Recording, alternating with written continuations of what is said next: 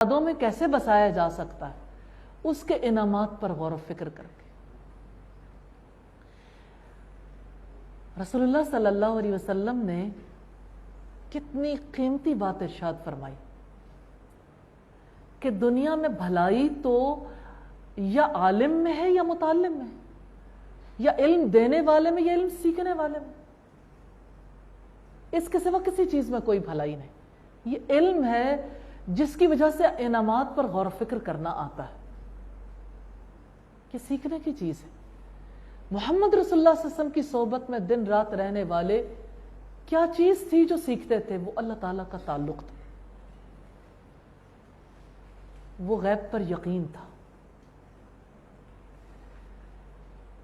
تو اللہ تعالیٰ کی ذات کا یہ تعلق اللہ تعالیٰ کے انعامات پر غور و فکر کرنے کی وجہ سے ملتا ہے۔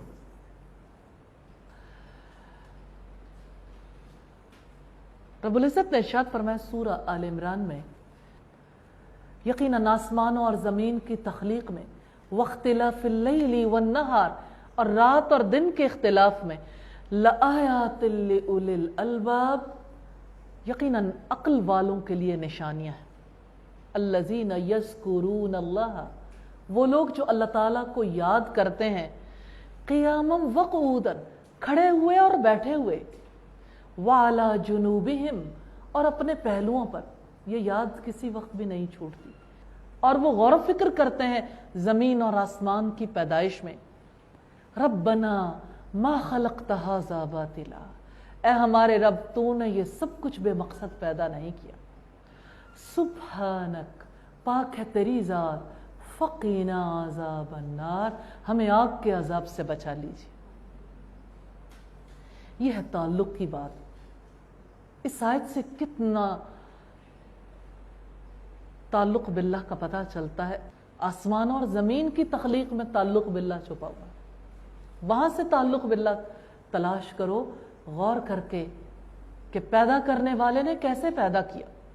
واختلاف اللیل والنہار، رات اور دن کے آگے پیچھے آنے میں، ایک بار نہیں، بار بار، ہر بار۔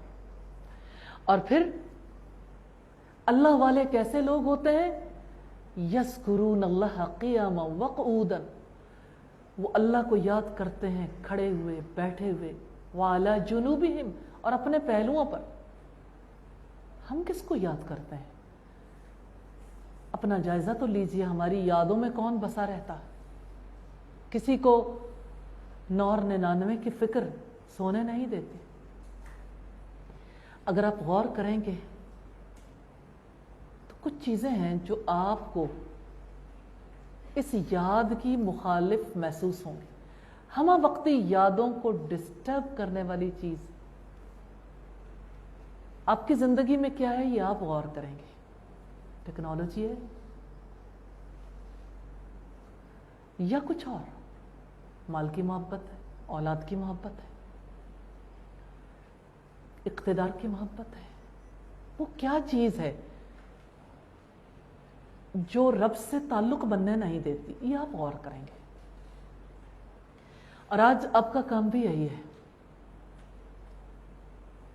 کہ آپ آج بھی اور آئندہ بھی اس بات پر غور کریں گے کہ میں کھڑے ہوئے، بیٹھے ہوئے، اپنے پہلوؤں پر کیا ہمہ وقتی اپنے رب کو اپنی یادوں میں بساتی ہوں؟ کیا وہ میرے دھیان میں رہتا ہے؟ کسی نے کیا خوب بات کہی ہے، گفتگو کسی سے ہو تیرا دھیان رہتا ہے، ٹوٹ ٹوٹ جاتا ہے سلسلہ تکلم کا۔ دھیان تو کلام پر بھی اثر انداز ہو جاتا ہے۔ ننھے بچے کی ماں کو دیکھیے کیسے وہ اپنے بچے کی فکر کرتی، بچے کے پاس سے ہٹنا نہیں چاہتی، کیونکہ ہمہ وقتی اسے بچے کی ضروریات کا خیال رہتا ہے۔ بچہ بڑا ہوتا جاتا ہے، یہ سوچ بھی آہستہ آہستہ مدھم ہوتی چلی جاتی ہے۔ پھر جب بچے اپنے آپ کو پوری طرح سنبھالنے کے قابل ہو جاتے ہیں تو پھر یادوں کا وہ سلسلہ نہیں رہ جاتا۔ دیکھیے پانی کا بھرا ہوا گلاس ہوتا ہے نا، کیا اس میں آپ دودھ ڈالیں، جوس ڈالیں، گنجائش ہوتی ہے؟ وہ دل جو غیر اللہ کی یادوں سے بھرا ہوا ہے، اس میں اللہ کی یاد کے لیے جگہ تبھی بنے گی جب آپ اس دل کو فارغ کر لیں۔ تو کرنے والا کام یہ ہے کہ اپنے دل کو خالی کیجئے ردی چیزوں سے، انتشار سے، غلط افکار سے۔ اللہ کے ماں سوا جو کچھ ہے سب ختم ہو جانے والا۔ قیمتی ترین چیز اللہ کی یاد ہے۔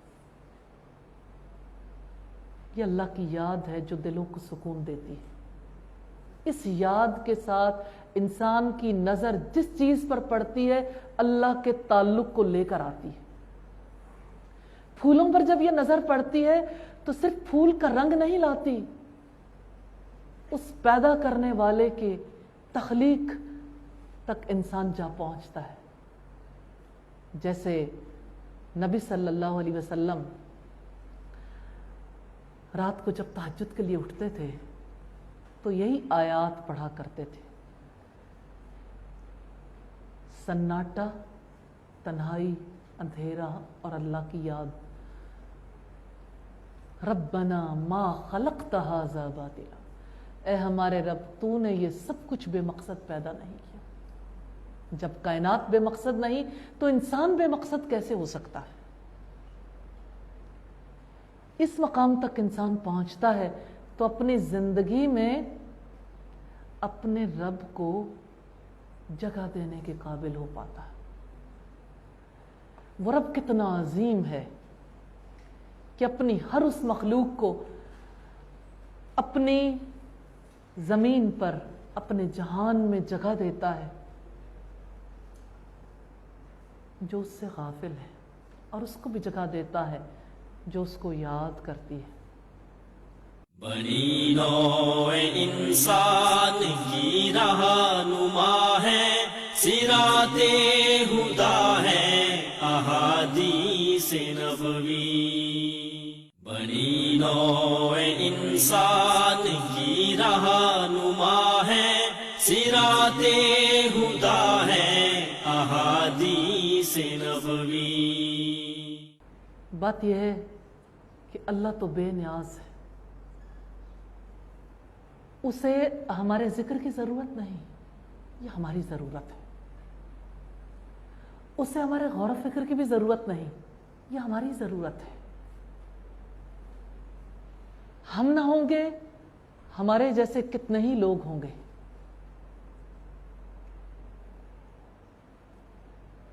اس کی مخلوق میں کوئی کمی آنے والی نہیں ہے۔ وہ جب چاہے ہمیں مٹا کر ہم جیسی دوسری مخلوق لا سکتا ہے۔ ہمیں ضرورت ہے اپنے رب کی، وہ محتاج نہیں، ہم محتاج ہیں اس تعلق کے۔